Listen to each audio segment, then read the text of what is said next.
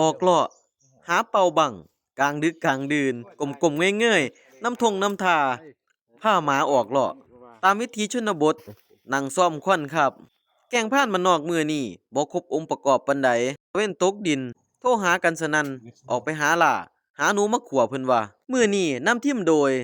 ผ่านอันผู้รอเหลาผ่านเขาผู้ว่องไวครับผ่านตายนักครีเอเตอร์ใหญ่แบบผมก็ขาดบ่ได้ดอกครับส่วนผ่านตี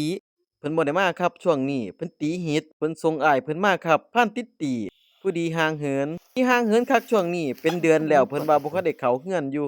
ออกเลาะกลางคืนอย่างเดียวเป้าหมายแรกก็ได้นั่งซ่อมควันเลยครับผ่านอันพาเป่าหนูเลียนเข้าหมาไล่เพิ่นว่าผมห่างหายไปดนผ่านอันก็สอนวิธีการเบิ่งควันว่ามีหนูบ่เบิ่งว่าควันเฮามีการขยับตอบสนองควันกระตุกเบิ่งปฏิกิริยาของหนูอยู่ในหูครับ เทคนิคนิดๆหน่อยๆที่เราบอกต่อกันสอนฝึกฝนหากินแบบวิถีชนบทวิถีพรานบ้านนอกแก่งนกพี่ไม้เฮาเอาวิถีชีวิตความเป็นอยู่แบบอีสานบ้านเฮามาฝากพี่ฝากน้องขอบคุณกำลังใจที่เบิ่งนะครับผมฝากอยู่ในอ้อมอกอ้อมใจนำเด้อหมาน้อยๆตัวนี้กำลังได้2-3เดือนครับก็เอามาฝึกคือกันผ่านอันผู้เพิ่นปอดใหญ่เพิ่นจะเป็นผู้ควบคุมบั้งนะครับผมเป่าน้ำเพิ่นบ่ได้ดอก ย้านหงายหลังครับบ่ถือกันคักกับควันก้มๆเงยๆเป่าไปสักพักนั่งซ่อมควันไปมาควันบ่มีการกระตุกแล้วสิแม่นว่าในหูได้แน่นิ่งแล้วครับผมถอดบั้งออกมาพานอันว่าเอาเสียมมาดูสิจัดการคือสิอยู่ในนี่ล่ะบ่ไกลดอกเพิ่นว่า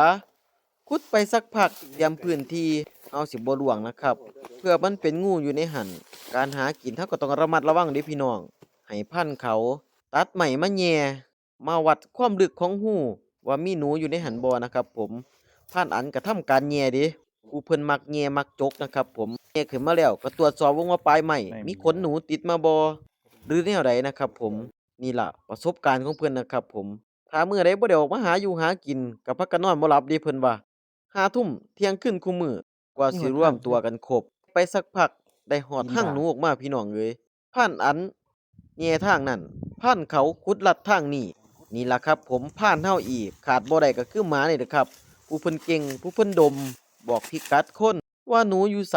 ไล่หนูในป่าหกๆให้เฮาพานั้นบอกว่าใกล้สิพ้อโตแล้วเด้อเตรียมการเตรียมจกเตรียมดึงโลดข้าวหนึงพานั้นขุดไปพ้อโตครับจับขึ้นมาโตบักใหญ่บักเอฟครับน้อยนี่ๆโดคือดหมายแรกของเฮาโอ้ยแต้มกระโดแรกดสูงแท้แหกมานนะครับผมหมาน้อยโดดดองๆใส่กำลังได้4-5เดือนเอามาฝึกกันครับตัวนี้หมาผ่านนะครับผมก็ต้องหมานแบบนี้ พอ ล่ะค แล้ รั ว บ แต้มแรกผ่านไปแต้ม2อีกแล้วพี่น้องได้ยินเสียงแต่เพิ่นเฮา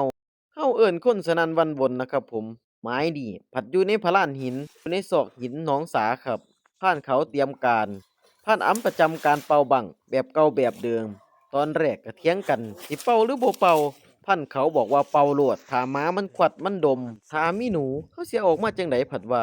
มันเป็นหินเสียมขุดบ่เข้าคนงัดออกบ่ได้หมาก็ขวัดบ่ได้ระหว่างที่รอเบิ่งอาการของหนูผ่านเขาเพิ่นก็ได้ทำการขุดเอียนอีกพี่น้องผ่านเฮานี่เอาเบิดทุกอย่างเพื่อได้ต้มเพิ่นว่าครับน้องสาไม้นี่มันเป็นสาที่บ่มีน้ำครับผ่านยงเพิ่นก็เตรียมการถากคุบแล้วพี่น้องแล้วก็ถ้ามันหมั่งปดึงบังออกมาระสาทอันนั้นหนูพี่ไม้เลียนออกสิคุบเพิ่นว่าอันก็เอาไม้ไปแหย่จากบ่แม่นเป่าหมั่งแล้ว เขาบ่มีหาเพิ่นบอกผมว่ามาเบิ่งนี่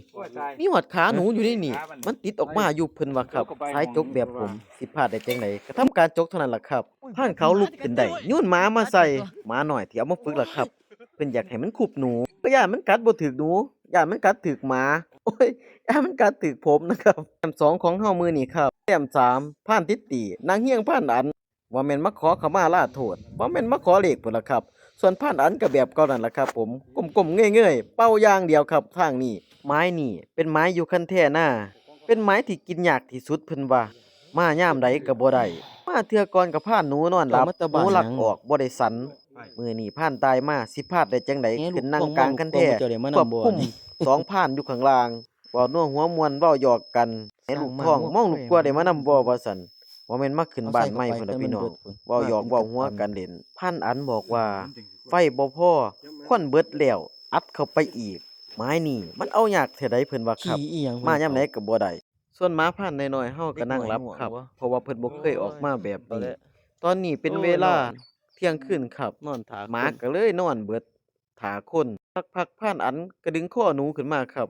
ตัวนี้บ่ใหญ่ปานใดแต้มที่3ครับหลังจากที่เฮาหาแล้วมื้อนี้ได้3ตัวนะครับผมผลงานคืนนี้พรานอันก็ทำการถอนขนนะครับเผาไฟเพื่อที่จะเอาขนเขาออกนึ่งข้าวไปนำครับประกอบอาหารคืนนี้เป็นเวลาประมาณเกือบตี2พู้นล่ะครับพี่น้องพากันเมื่อยอิดโรยได้เสียบตุ๊ดตู่บินตรงมาจากสวิตเซอร์แลนด์พุ่นน่ะพี่น้อง ผมก็ตำเครื่องแกงให้เชฟตุ๊ตู่ผ่านตุ๊ดของเฮานะครับก็ทำการชำแหละสับหนูเป็นชิ้นเล็กๆน้อยๆจะได้กินง่ายๆนะครับผ่านของเฮาแต่ละคนทำอาหารเป็นทุกคนนะครับผมผู้ใดเมื่อยก็เปลี่ยนกันมาเฮ็ดเฮาก็เฮ็ดช่วยกันนะครับหามาแล้วเว้าหยอกกัน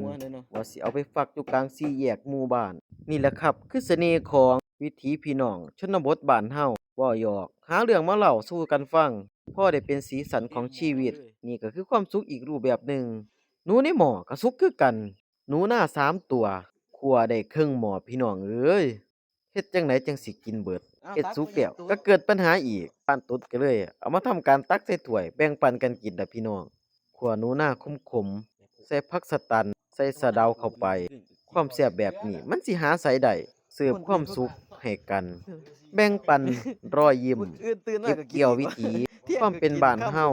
เก็บเกี่ยวความสุข ในช่วงของการใช้ชีวิตให้ได้หลายที่สุด ถ้ามีโอกาสก็กลับมาบ้านเฮาในเด้อครับ สวัสดีครับ